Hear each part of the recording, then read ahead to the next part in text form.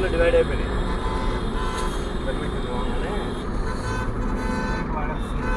వాడ వస్తుంది మళ్ళీ దాటంగానే మళ్ళీ స్టార్ట్ అవుతుంది మళ్ళీ ఆయన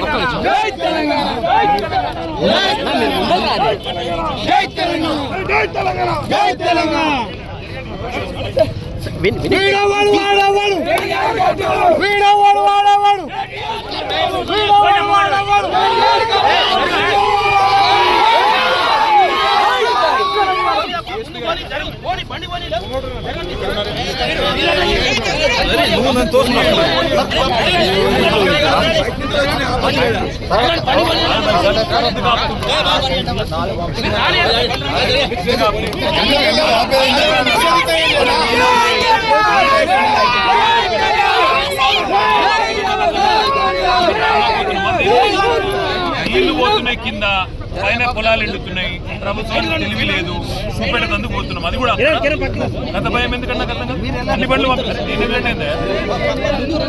అన్ని బండ్లు పంపితే పోతాం, లేదంటే ఇక్కడ కూర్చోమంటే ఇన్న బండి అడ్డం పెట్టి ఇన్న కూర్చుంటామని. బండి అడ్డం పెట్టి కూర్చోమంటావా అందరిని పంపిస్తావా? మీ డిఎస్పీ ఎక్కడ ఎక్కడున్నారు? మీ డిఎస్పీ ఎక్కడున్నారు? నర్సయ్య గారు మర్దన్నపేటైనా మీరు డిఎస్పీ కదా, పంపండి. మరి ఎందుకు నాకు అర్థం కాదు. నేను ఇక్కడే ఉంటా, అందరిని పంపితే పోతా. బండి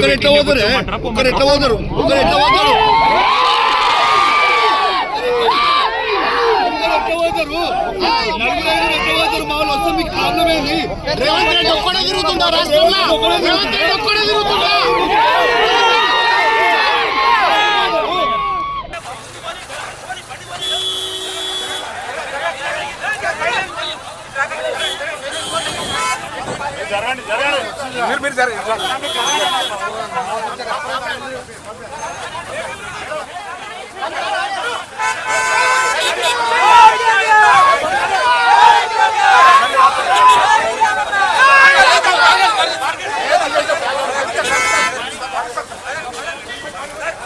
వచ్చే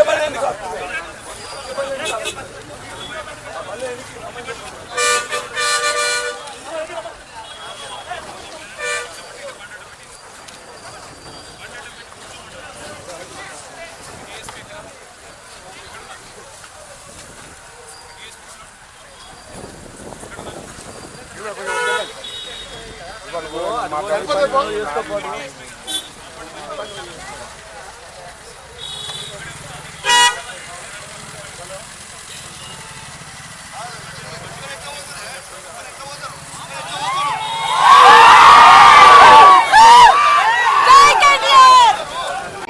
1,00,000 క్యూసెక్కుల నీళ్లు, ఒకటి కాదు రెండు కాదు 1,00,000 క్యూసెక్కుల నీళ్లు కన్నెపల్లి దగ్గర కిందికి సముద్రంలోకి వృధాగా పోతా ఉన్నాయి.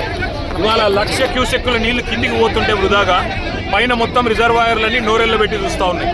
పైన మిడ్మానేర్ కావచ్చు, కాళేశ్వరం, మరి మొత్తం ప్రాజెక్టులో ఉన్న ప్రతి రిజర్వాయర్లో కూడా ఇవాళ నీళ్లు లేక రైతులు మరి కనీసం నాట్లేసే పరిస్థితి లేదు.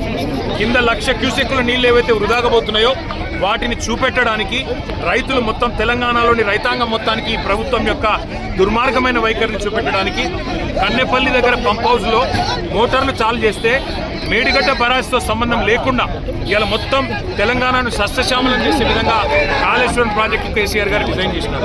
ఇవాళ బ్యారేజ్తో సంబంధం లేకుండా, మేడిగడ్డ బ్యారేజ్ గేట్లతో సంబంధం లేకుండా మరి 93.5 మీటర్ల ఎత్తులో గోదావరి ప్రవహిస్తే చాలు ఈ నీళ్లు కన్నెపల్లి పంప్ హౌస్లో మోటార్లు చాలు చేస్తే బ్రహ్మాండంగా నీళ్ళు ఇవ్వచ్చు, రైతులు నాట్లు వేసుకోవచ్చు.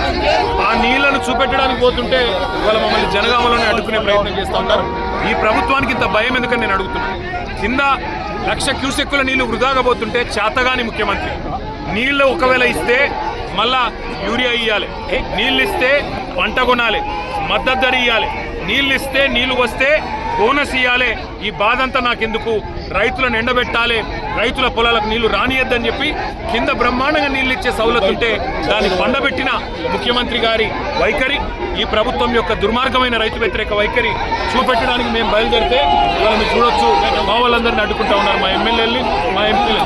అందుకే మేము అనేది ఈ ప్రభుత్వాన్ని దమ్ముంటే చేతనైతే మంచి పనులు చేసి ప్రజలు మంచి గెలువు. ఇవాళ ఉద్దేశపూర్వకంగా మమ్మల్ని అడ్డుకొని వరంగల్ జిల్లాలోనే మరి ఇక్కడికిక్కడే ఆపాలని మీ ప్రయత్నం ఏదైతే ఉన్నదో ఖచ్చితంగా పోలీసులకు మరలబడైనా ఇక్కడి నుంచి పోతాం. తప్పకుండా కన్నెపల్లి చేరుకొని అక్కడ ప్రవహిస్తున్న 1,00,000 క్యూసెక్కుల నీళ్లను రైతులకు చూపెడతాం. తెలంగాణలో ప్రభుత్వం ఎంత చేతగాని దద్దమ్మ ప్రభుత్వం ఉందో తప్పకుండా తెలంగాణ రైతాంగానికి మొత్తం చూపెడతాం. ఎందుకు అడ్డుకుంటున్నారు? భయం ఎందుకు?